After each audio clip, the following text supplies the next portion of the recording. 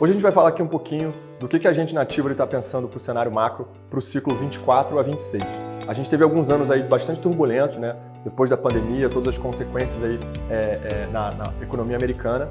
E agora a gente vai tentar entender como é que esse próximo ciclo vai se comportar e onde que estão as oportunidades imobiliárias no mercado americano nesse próximo ciclo. Bom, como todo mundo sabe, a gente teve um período 2020-2023 bastante conturbado. O Fed demorou para atuar ali depois das consequências da pandemia e a inflação foi a valores inimagináveis para a economia americana, né, batendo em 8% em 2022. Atualmente, a gente está com uma inflação descendo, ainda acima da meta, mas ainda caminhando para mais próximo da meta, e a gente espera que isso venha a acontecer a partir de 24 até 26. O PIB teve uma queda em 2020, depois uma recuperação, e a gente também espera que agora a gente tenha chegado no soft landing. Então, o Fed conseguiu aí minimamente evitar a recessão e a gente vai ter uma previsão de PIB aí baixo, mas positivo aí para o ciclo 24 e 26.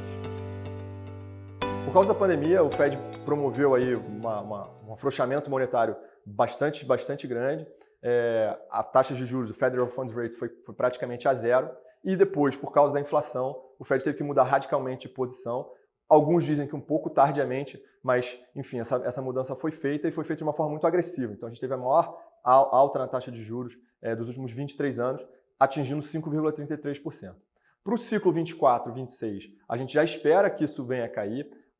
As projeções aí estão dizendo que mais ou menos no meio do ano começam os cortes dessa taxa de juros, na taxa básica de juros na economia americana, e isso vai continuar para os próximos anos, afrouxando novamente a política monetária do Fed.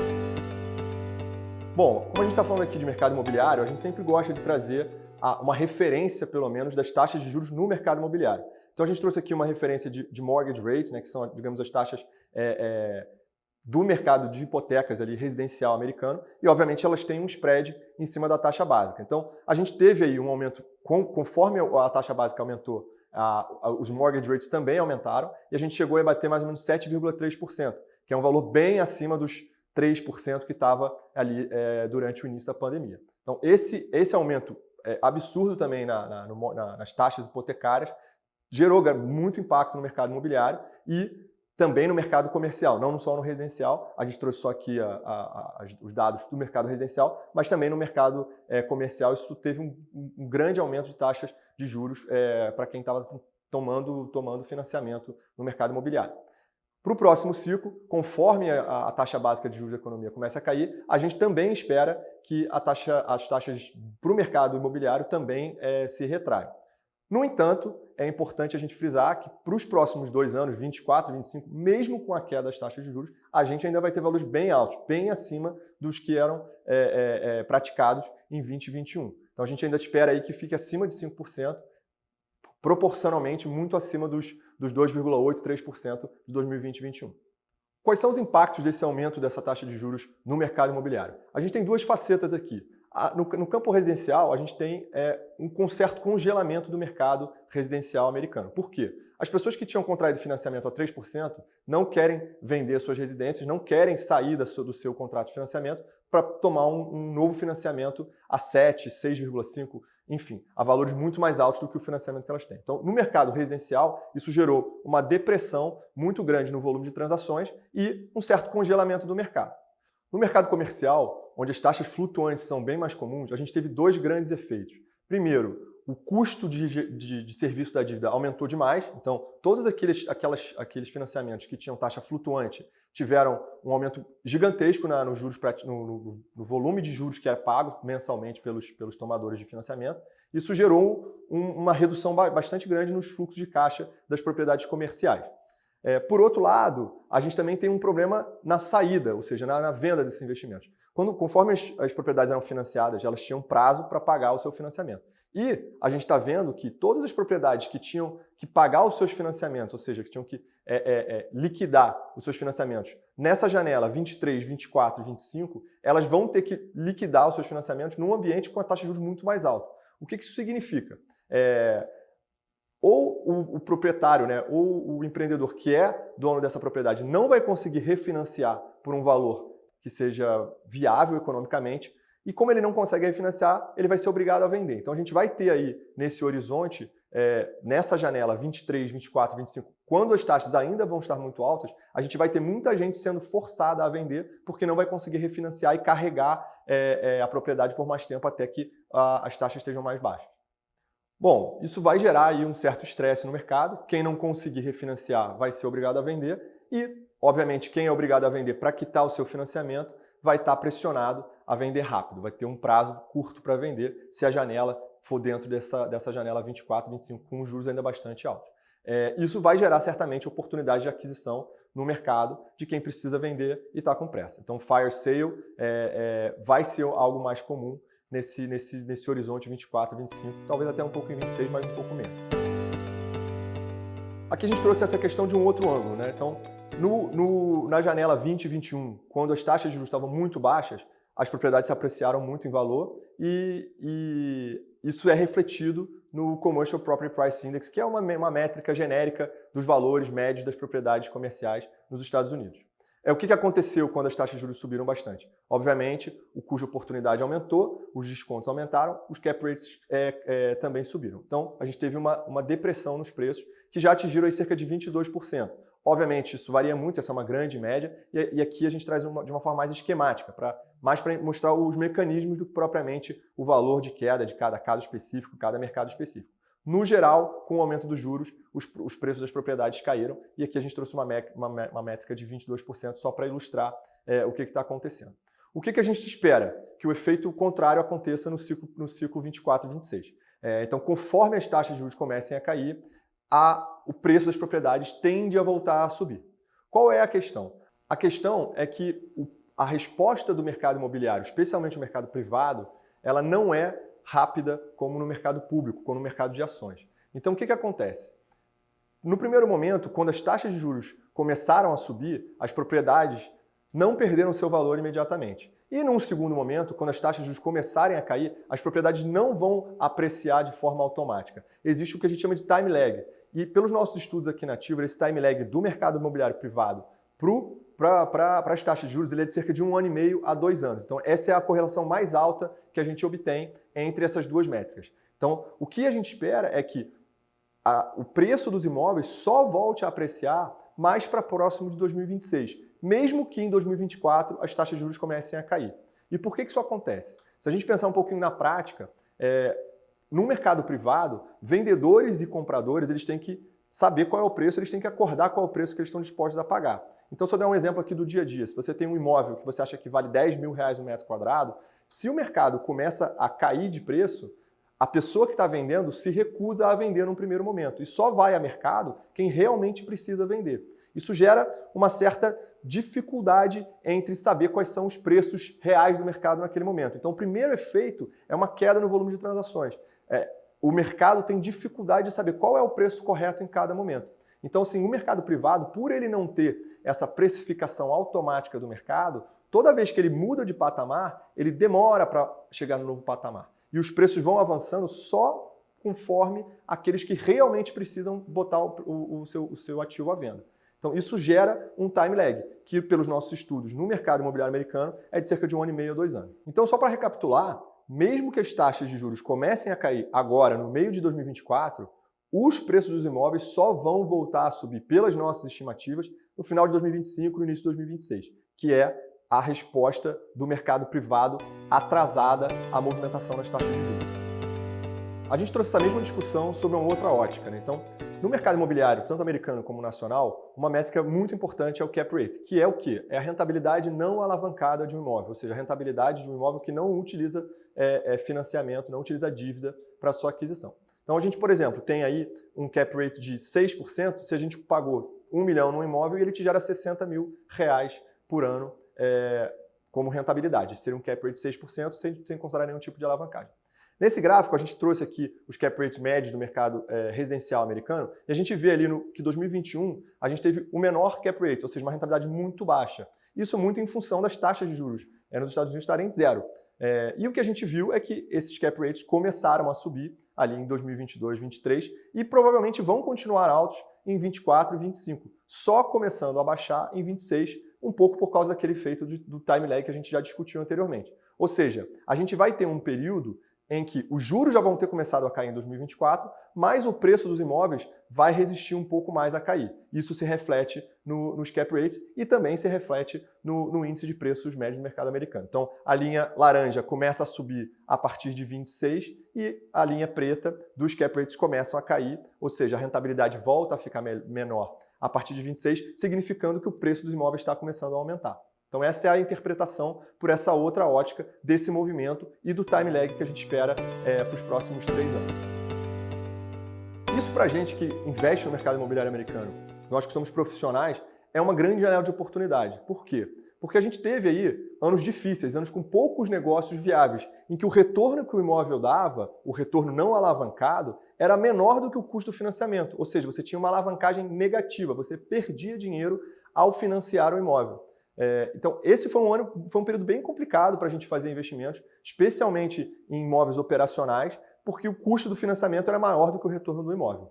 O que vai acontecer, segundo as nossas projeções, segundo a nossa leitura do mercado, para os próximos 2, 3 anos? É a inversão novamente dessa situação.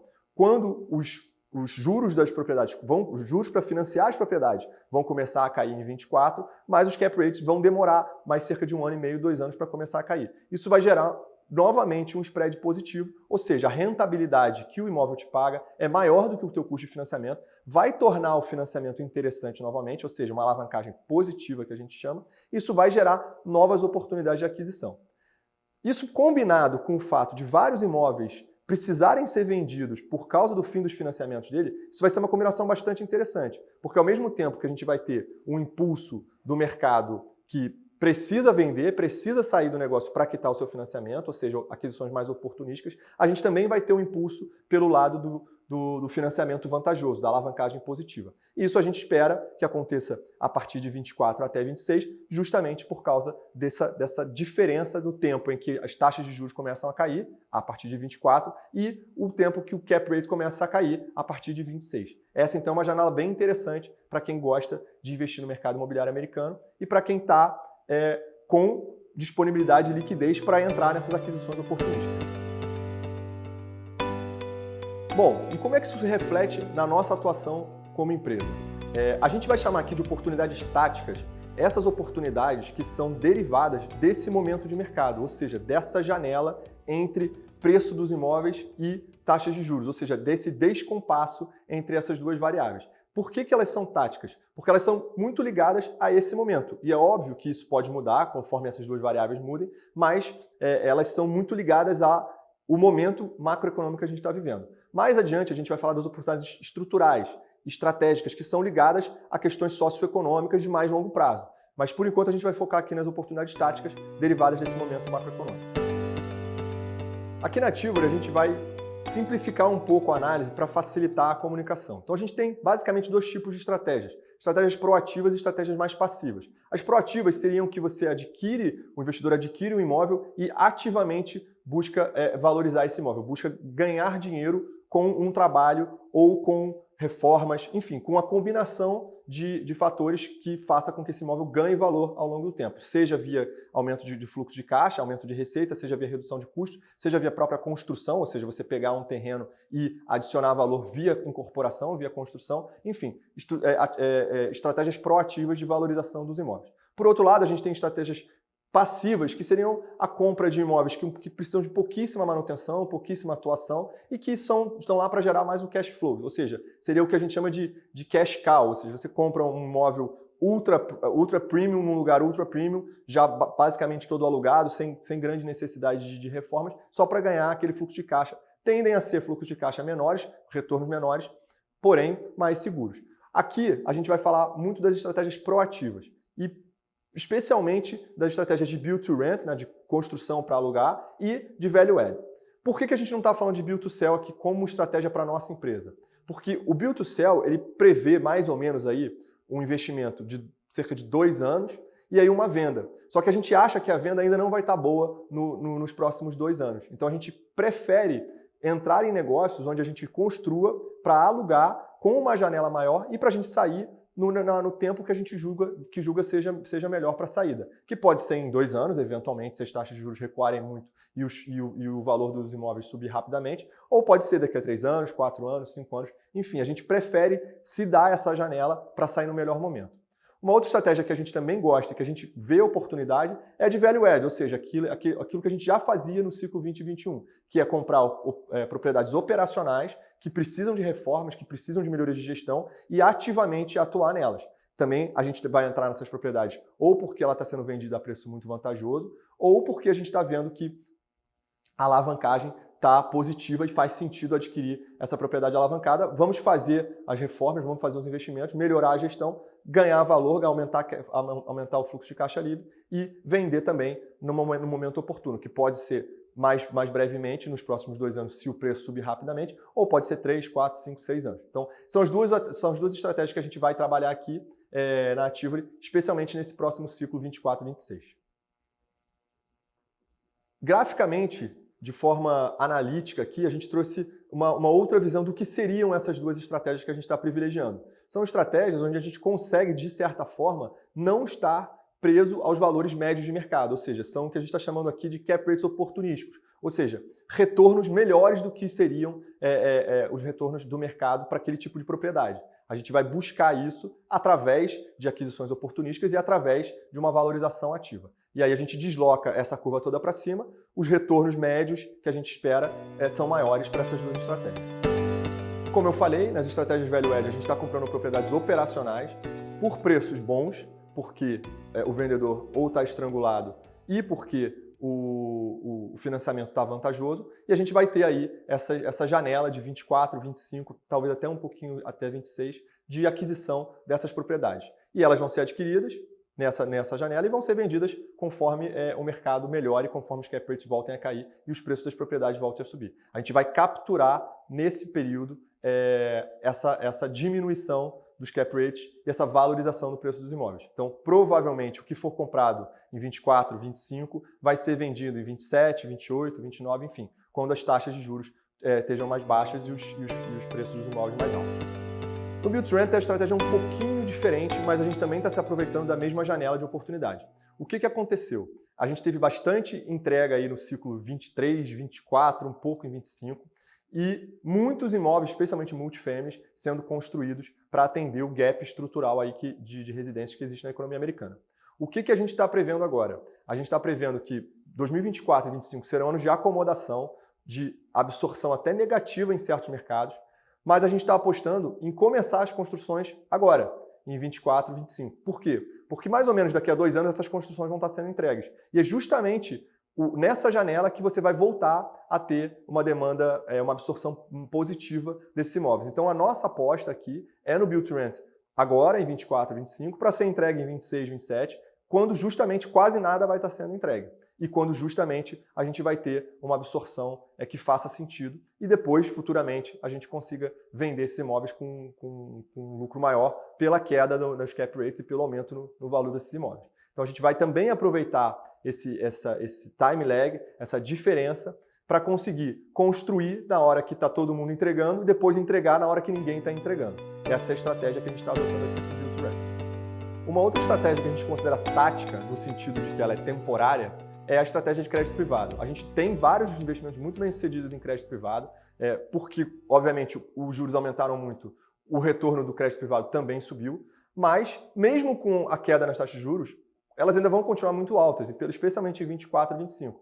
Com essas taxas de juros muito altas, ainda vai fazer muito sentido investir em crédito privado, ou seja, conceder crédito, ganhar concedendo empréstimos. Então a gente está vendo isso como uma boa oportunidade ainda em 24 e 25, mesmo com a queda das taxas de juros. Elas ainda vão continuar num patamar bem superior ao que eram em 2021 e, portanto, também uma estratégia tática para esse período de queda nas taxas de juros com um patamar ainda elevado.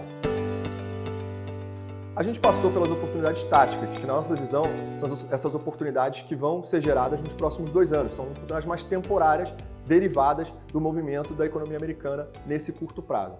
Agora a gente vai falar um pouco das oportunidades que a gente considera estruturais aqui na Ativory, ou seja, as oportunidades que são mais derivadas em como a sociedade americana está se organizando e eventualmente, movimentos maiores de longo prazo, tendências maiores de longo prazo. Bom, uma oportunidade mais estrutural de longo prazo que a gente considera é o investimento no residencial para aluguel, no Build to Rent. Por que isso? Primeiro porque já existe um déficit habitacional. Desde 2008 construiu-se muito menos do que precisava ser construído na economia americana. Isso gerou um déficit. Para os próximos 10 anos, a economia americana vai continuar crescendo, a população vai continuar crescendo, a imigração vai continuar crescendo e é um país de mais de 300 milhões de habitantes. Hoje estamos com 330 milhões de habitantes. Se você cresce 10% dessa população, você já tem 33 milhões de novas pessoas que precisam de residência. Então, o próprio crescimento orgânico e natural da economia americana faz com que sejam necessárias muitas novas residências a cada ano. A média histórica era de cerca de 1,5 milhão. Depois da crise de 2008, isso caiu para cerca de 600 mil e só agora, em 2023, isso bateu de novo no 1,5 milhão de novas residências. Com o aumento das taxas de juros, o que acontece? Fica muito caro você construir novas residências. Então, o Fed, sem querer, ele está plantando um problema para o próprio futuro da inflação. Ou seja, aqui a gente tem um gráfico da direita que mostra os permits. E a gente vê uma queda nos permits, que são as licenças para construir, né? Então, a gente vê uma queda já na obtenção desses permits e isso vai se refletir em entregas menores daqui a 2 anos. Então, a gente está vendo esse movimento acontecer e esse déficit habitacional vai persistir. Um pouco porque ele já existe, um pouco porque ele vai não ser atacado de forma tão forte pela economia, porque as taxas de juros subiram bastante. Então essa é uma tendência mais estrutural que a gente continua apostando e acha que vai vencer essa janela de 26. Ela vai continuar para 27, 28, 29, enfim, até que as construções consigam superar a demanda e você finalmente tenha aí um mercado mais equilibrado na parte residencial. Uma outra tendência que a gente considera estrutural, ou seja, de mais longo prazo, vencendo essa janela de 2026, é o investimento nos segmentos de luxo, especialmente no mercado imobiliário. A gente teve algumas mudanças aí sociais a partir da pandemia que fez com que as pessoas valorizassem mais as suas residências e tivessem dispostas a investir mais nesse tipo de bem. Então a gente teve aí um aumento bem expressivo nos imóveis em geral, especialmente nos imóveis de luxo, e atualmente, mesmo após uma certa correção, os imóveis de luxo, que são a linha vermelha aí no gráfico, eles estão se recuperando mais rapidamente do que os imóveis normais. Então a gente teve essa grande tendência social, socioeconômica na economia americana, privilegiando imóveis de luxo em detrimento de mercados, digamos, normais, preços normais. Então a gente teve isso no mercado imobiliário. Outros fatores que contribuem para esse tipo de movimento. A gente tem assistido aí uma certa concentração de renda e, obviamente, as pessoas com mais renda elas vão cada vez mais gastando mais na sua residência. Então é outra tendência. Uma outra razão para a gente acreditar que esse é um segmento mais resiliente é porque as pessoas que atuam nesse segmento, elas não dependem tanto do estado da economia para tomar suas decisões de compra. Normalmente são pessoas que têm patrimônio elevado, vivem de investimentos e vivem do seu próprio patrimônio e não dependem tanto de salário, não dependem de bônus, enfim, não dependem tanto do estado da economia. Uma das coisas que se reflete no mercado imobiliário é em transações que a gente chama de all cash, ou seja, transações que são feitas sem usar financiamento, não se utiliza financiamento para comprar o imóvel. O número de transações dessa forma cresceu para um recorde desde 2014, em 2023, atingindo 35% de todas as transações nos Estados Unidos. É importante a gente fazer uma distinção que esses 35% são para a média nacional, mas quando a gente olha para os mercados verdadeiramente de luxo, verdadeiramente premium, como Naples na costa oeste da Flórida, West Palm Beach na costa leste da Flórida e Long Island em Nova York, a gente tem até 90% das transações residenciais imobiliárias sendo feitas sem uso de financiamento, all cash, então de 60% a 90% nesses mercados premium. O que mostra pra gente que o público que está adquirindo essas residências não precisa de financiamento, é um público que tem patrimônio e consegue fazer essas aquisições caras sem uso de financiamento. A gente acha que isso é uma tendência que vai continuar, esse público está aumentando, a renda está se concentrando nos Estados Unidos e no mundo, e a gente acha que esse é um público que está menos suscetível a variações adversas na economia e assim é um público que a gente gosta de apostar para estratégias mais de longo prazo. Um outro segmento que a gente está apostando aqui na Tivoli pode até surpreender alguns investidores, mas é o segmento de varejo, em particular o varejo de rua, os strip malls. Muita coisa aconteceu aí nesses últimos anos nesses segmentos e esse é um dos segmentos mais afetados pelo e-commerce, né? Então a gente viu vários malls, né, aqueles grandes shoppings fechados sucumbirem, lojas de departamento também sucumbirem, mas os strip malls, né, esse varejo de rua, ele tem vivido um bom momento e a gente acha que esse momento bom vai continuar.